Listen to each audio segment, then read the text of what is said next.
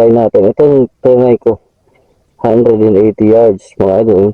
Gamit NB20 PLW pellet. Subukan natin dito kung mag-groupings tayo. So sa mga nagtatanong dyan, anong velocity maganda mga idol para mapaabot mo na malayo yung inyong projectile?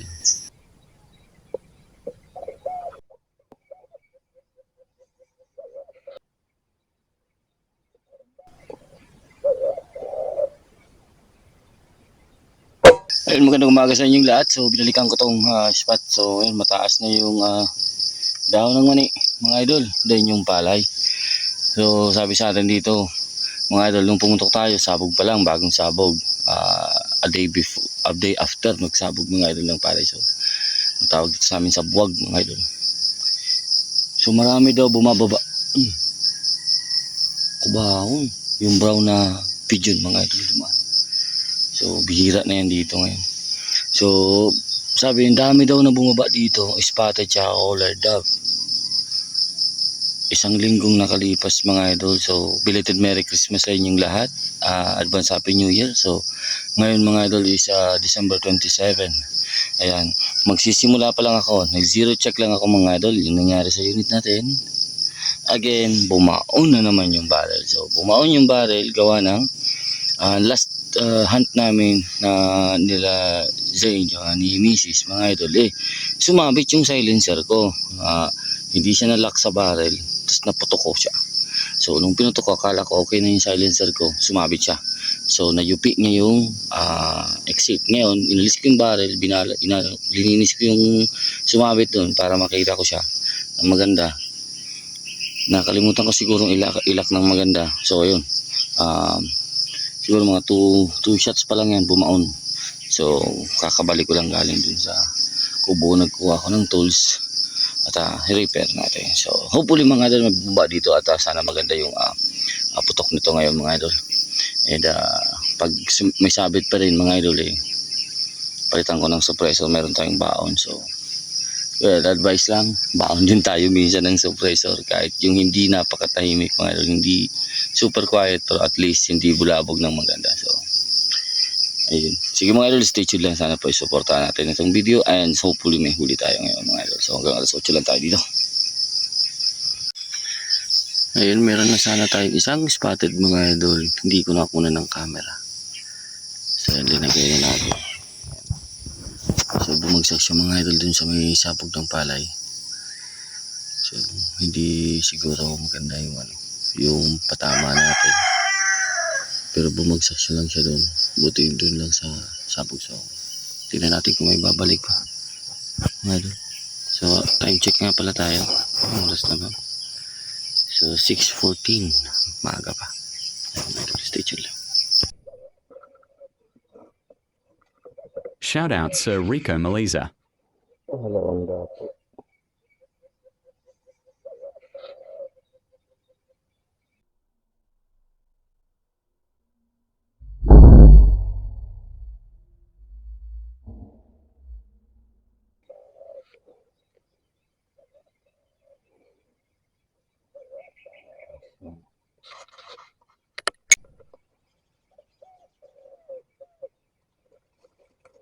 Halawang dapo.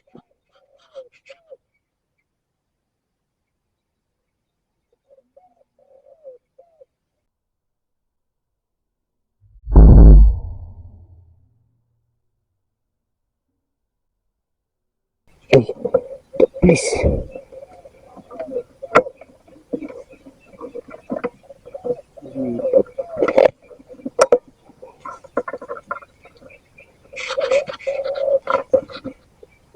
Putik.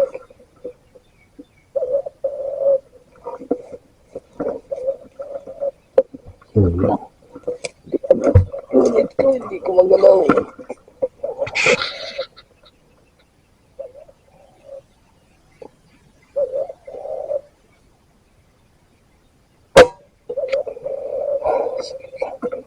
Hindi ko ma-range yan. Malayo na ito.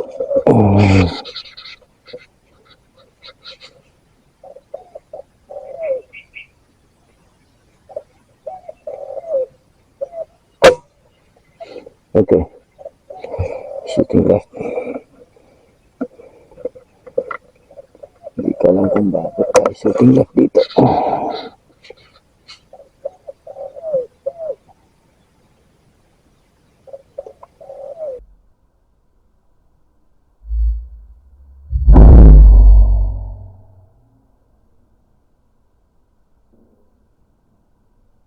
Shit.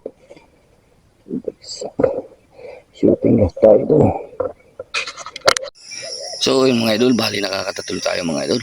So ayan, so dalawang video, dalawang wala mga idol. Ba't kaya nagsili para yung biglang nagsili para yung mga ibon na nandito sa tabi ko. Anyways mga idol, so hindi ko lang alam kung bakit tayo nagkaroon ng shift doon. So nagkaroon tayo ng half emerald mga idol sa 75 yards mga idol na drift.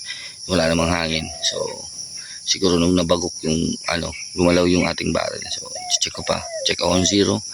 Then shoutout nga po pala sa mga sumasali ng ating mga paraffle mga idol. Shoutout po sa inyo lahat at sa akin nakipasko ng free raffle natin. Maraming salamat po mga idol. And kay Sir Mego Hunter mga idol, gamit ko ating rangefinder. So naparadunan natin ito mga idol kay Sir Mego Hunter. Ayan. So nakuha natin, nakasungkit natin yan mga idol. So yung paraffle niya. So sa mga gusto sumali mga idol ng mga paraffle mga idol, meron akong nakasala ngayon mga idol na Yongheng Smart Digital Yongheng PCP compressor, and meron din tayo mga idol 20 inches RP barrel. Regarding sa RP barrel mga idol, meron tayong 17 inches na RP barrel na pang slug na susubukan natin. So susubukan natin yung mga idol sa pellet, kung kaya natin siyang katamaan sa pellet, kasi kung mag-tune pa ako ng slug mga idol, Isang butas pa rin. pero pang slug talaga siya. So natest siya ni Sir Rapi ng slug. So hindi natin hindi ko na yun ilalabanan kasi hindi ko kaya magganon mga idol. One holer siya sa slug. So gusto ko lang subukan mga idol kung kaya ko ba siya mapang-hunting, kasi gusto natin ma-exit barrel mga idol sa isa nating unit. So yung isa nating unit mga idol, gagawa natin yun ng mixing barrel. Dito mga idol, sa gamit natin is na NB barrel 20 mga idol yung gamit natin dito. Doon sa susunod nating binubuo mga idol, isa gagawa natin ng maiksing setup. Hopefully mabuo na natin yun mga idol. Ayos na yung unit, on the way na siya papunta dito. So ikakabit na lang natin yung mga parts. Ayan. So hopefully maganda yung result and maganda yung accuracy, and mabawasan natin yung power kasi napakalakas talaga noon. So babawasan ko yung power siguro mga 950 max. Okay na yun sa akin. So hopefully makuha natin siya ng ganun. Then yung tune niya na gusto kong makuha lang is nasa 850 to 880. Ganyan lang mga idol na velocity para sa pag hunting and blinking.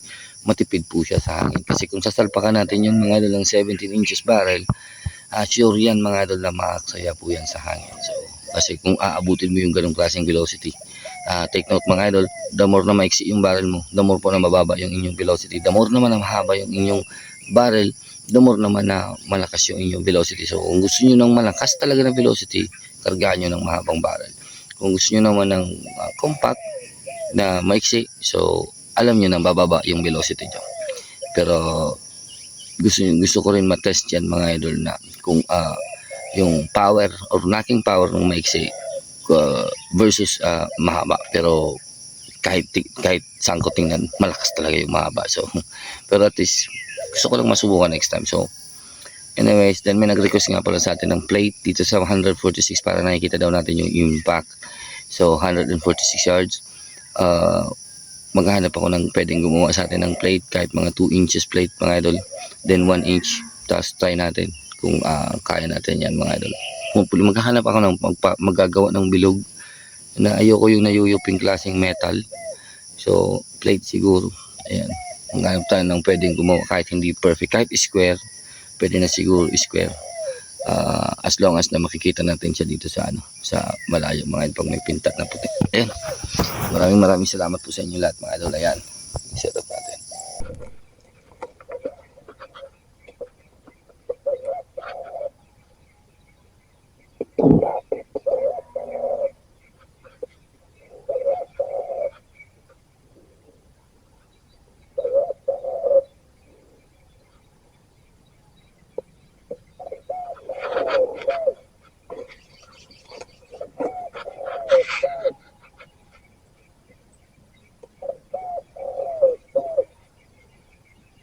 Ang layo ng zero natin.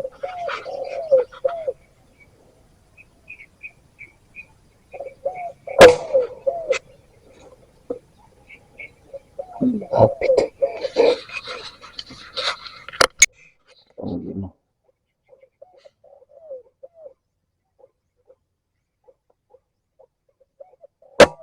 Ay.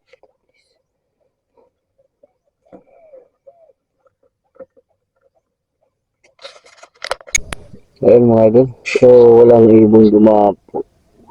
So, try natin. Itong try ko. 180 yards mga idol. Gamit NB20. PLW pellet. Subukan natin dito. Kung mag-groupings tayo. So, ito nag-adjust lang ako. So, siguro bigyan ko pa ng 1 So, yung na-adjust na natin mga idol dito sa resistance na to is 11 MW. So, yung velocity natin mababa lang 904. So, try natin kung kaya natin dito.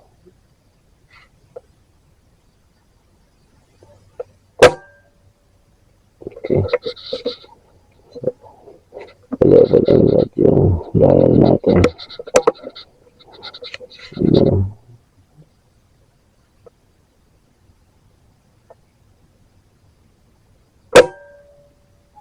Okay.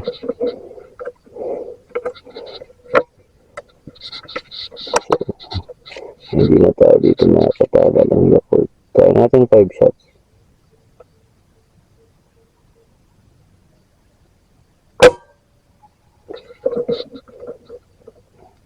Ito lang pa.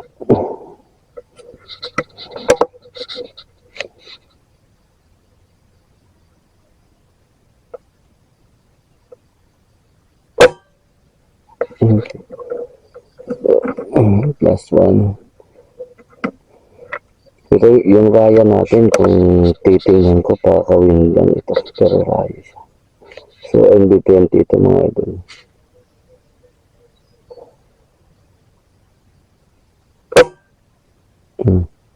Just one. So, possible with 180. Okay na ito.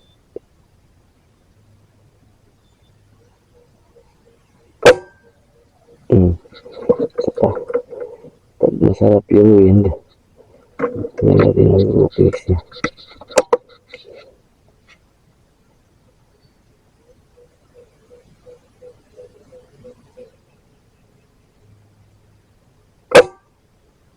Yung nababa tayong isa. Last one.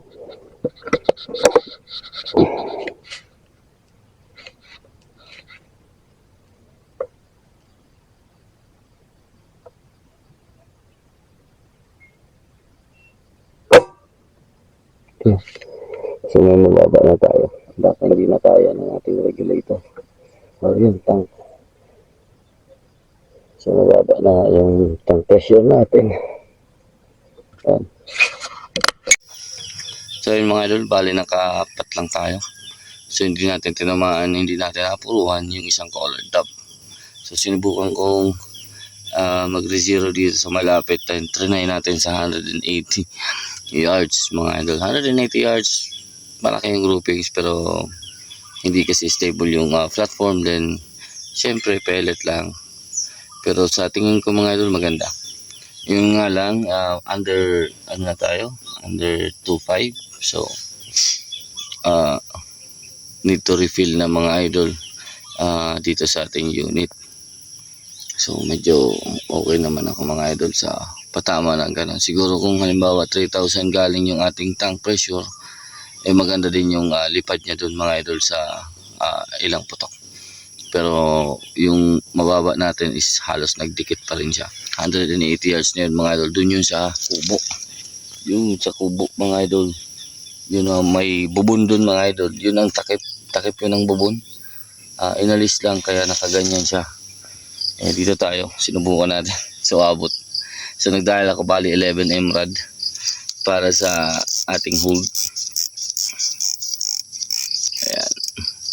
So nagdahil ako 11 MRAD para sa ating hold dun sa distance na yun. So Pero kung titingnan ko mga idol, 180 yards, roughly mga 150 meters, siguro mga nasa 160 meters, mga ganyan yan. Pero anyways,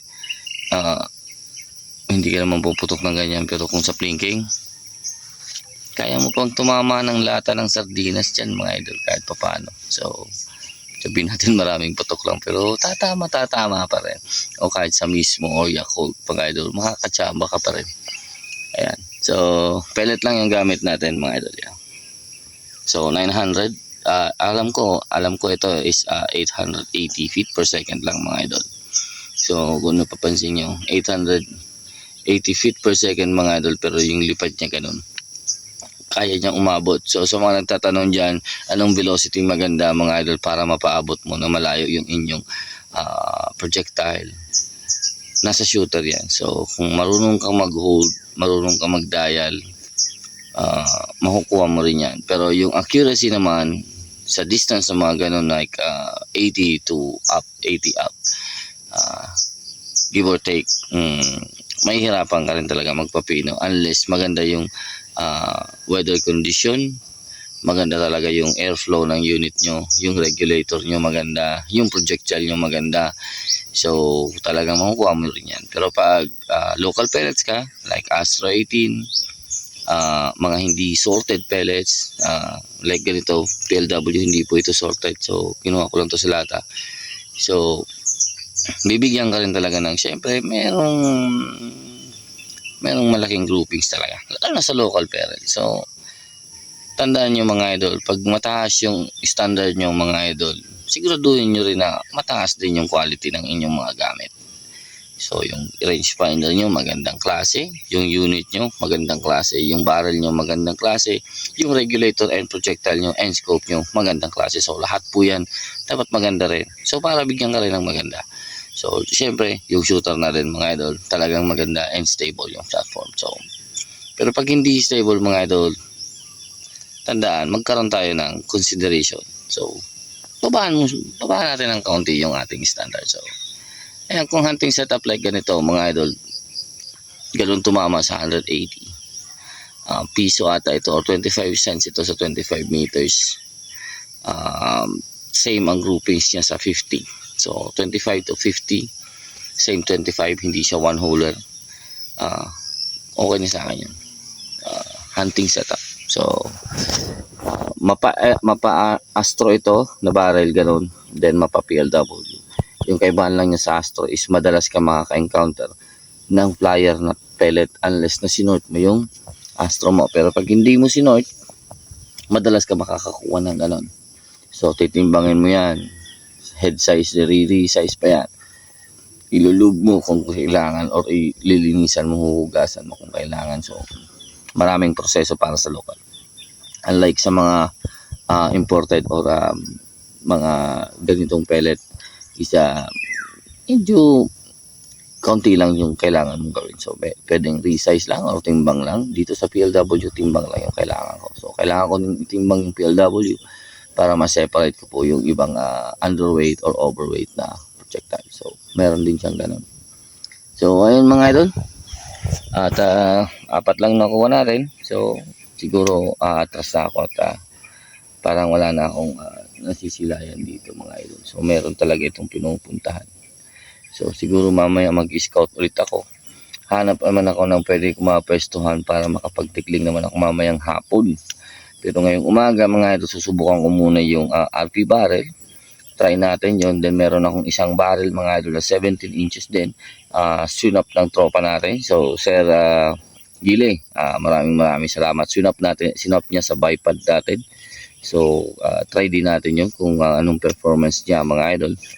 Alam ko yun, ano yan yan doms ata yung barrel na yun. So anyways, try natin yun mga idol. 17 inches pellet yun, pang pellet siya. So may choke yun. So yung slag natin wala pong choke. Ayun, try natin, sana supportan nyo yung video na yun sa mga interested po sa mga slugger barrel mga idol. So ayan, thank you. Hanggang dito na lang siguro tayo. Kung meron pang putok mga idol, kung marami sa 4 yung nakita nyo o marami sa 5 yung nakita nyo, mga susunod na yan, Kung baka may natanaw ako, pag uwi ko doon, may nakita ako, puputukan ko, ilalagay ko na lang bago ito. So, ayun, maraming salamat sa inyong panonood. Hanggang dito lang. Take care. God bless. Peace out. So, yun mga idol. Bale, nakaapat tayo. So, nakakuha natin lahat. So, yung isa, yung sa 75 nga, pakpak nga. Tama mga idol. So, yung tatlo naman, goods yung tama nila. Good. Meron naman tayong apat at isang mintis lang natin the please mga idol. So, goods na yun sa akin mga idol. Maganda talaga tumama yung NB. So, solid kung halimbawa siguro marami talaga yung dapo. Naku. Mapaparami rin yung huli natin. So, anyways mga idol. Mamaya mga idol, mag-spot ako dito sa likuran. Yan. So, yung likuran mga idol is bago rin yung traktor na gagawin pala yan mga idol. So meron akong nakitang pwesto dito. Tapos katapat niya mga idol is mga puno ng kamuting kahoy. So alam ko dyan maraming tikling dyan. So try natin mamayang hapon. Subukan natin dyan mga idol. Pwesto tayo doon kahit mga alas 2 ng hapon. Hanggang alas 5. Alas 5:30 mga ganun. Malapit lang naman eh. So ito, dyan tayo natutulog mga idol. Ito naman yung spot natin sa likod. So siguro galing dito sa kinakatayuan ko mga idol, walang 30 meters yung spot. So napakalapit lang. So try natin yan mga idol kahit alas 6 tayo dyan. Hanggat may liwanag mga idol pwede. So ayun, maraming salamat sa inyo panonood mga idol. Hanggang dito na lang. Take care, God bless. Peace out mga idol. Shoutout po sa inyo. So abangan nyo na lang mga idol yung RP17 natin na test mga idol. So subukan natin kung yung slug barrel pwede sa pellet. So nakuha na natin yan mga idol sa isang barrel natin mahaba. So dito naman sa maiksi. So try natin yan. So yan, wala na din karga tong hangin.